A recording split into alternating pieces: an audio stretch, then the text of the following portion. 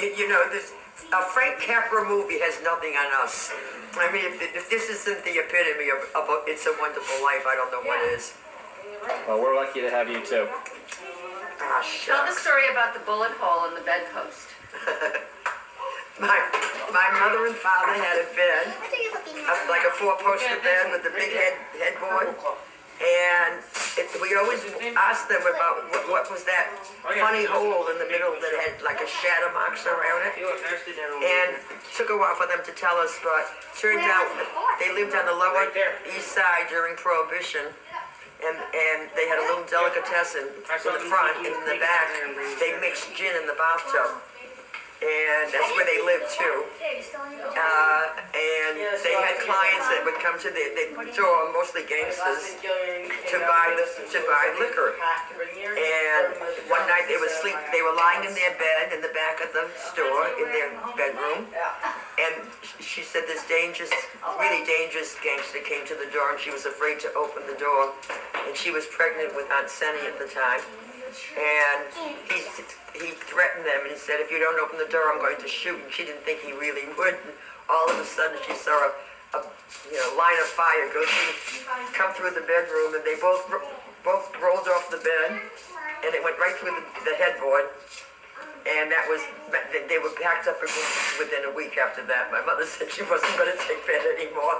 So, and maybe that's why Sonny is the way she is. Tell me about the hot nights that you would sit out on the stoop in Mattapan.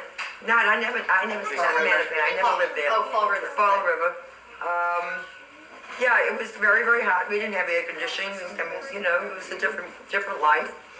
And we lived in a little tight community where most of my friends were on a street right around the corner from me. I lived on New Boston Road, and they lived on Doherty Street, right around the corner. And it was so hot that everybody come out and sit on the stoops with the old people with the fans, and we guys in our pajamas running around playing, until all hours of the morning. And finally, when things cooled down a little, we finally went home and got some sleep. Half of us didn't make it to school the next day, but it was mostly summer, so we were out. Yeah. All right, here's a question. In your opinion, what is the best invention that has occurred since in your lifetime? What do you consider today to be the most important thing that has happened to the world that didn't exist or invented since your childhood? But we're going to give you some time to think about that. 3, 2, 1, go. No, that's tough. I mean, I could, everything that I'm using now. I mean, I always told everybody I was so technically challenged I would never learn how to use anything. But I know how to program my cell phone, which I can't live without. I mean, I know how to get around on the computer well enough so that I can charge good money for it. I mean, I do, desktop publishing, which, I send it. Everything is camera ready. When it's finished, it's just I send a disc and it goes right to the printer, and they photograph it and it's printed. Is computer your answer then? Is that where we're going? Well, I don't know. Microwave oven? Oh, working mother's best friend. I don't know if you remember, but it was the first thing I did when I came in, when I was working, that defrost the meat, because I hated leaving it out in the counter. I was afraid that it was going to go bad. So it wasn't. What's your favorite spice? Okay, guys. No, these are good. You know what? You know the answer. Is garlic? Does garlic is a spice? Lowry's seasoned salt is your favorite. Lowry's. That's the other one. Lowry's. No, Lowry's. yes. Lowry's. Lowry's. It's with a W. Or some If Lowry's seasoned if salt. you're If you were gonna to write a cookbook, what would the title be? For an hors d'oeuvre. This is a trick question too. What was that? If you were going to write a cookbook, what would the title be? Pike's there you Peak go. to Cooking by Night? Good thought. I was going to say 750 ways to make chicken. Right. Good. All right, here's a serious question. Okay. What are the top 5 best days of your life? Hey, hold on.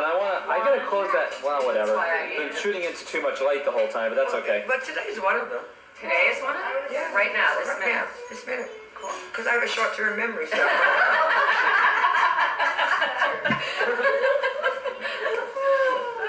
Good. Well, I mean, certainly the 3 best days of my life were the days where each of you were born. That was a loaded question. I gave you 2 more beside the 3 of us, so you could come up with other stuff. I got Married the day you got divorced? actually, the day I got divorced was the 4th best day of my life. Okay.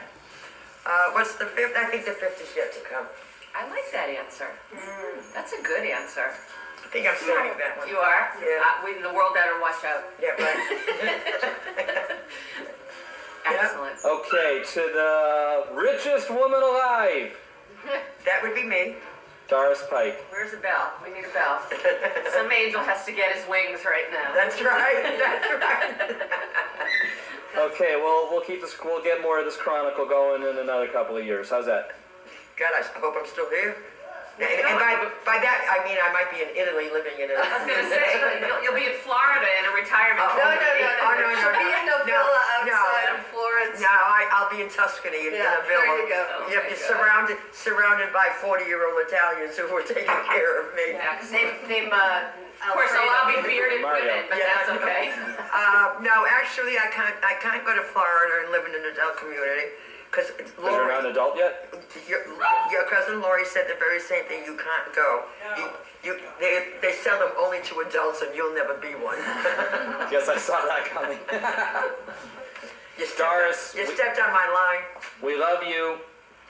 We love We love you. you. We love you, Mom.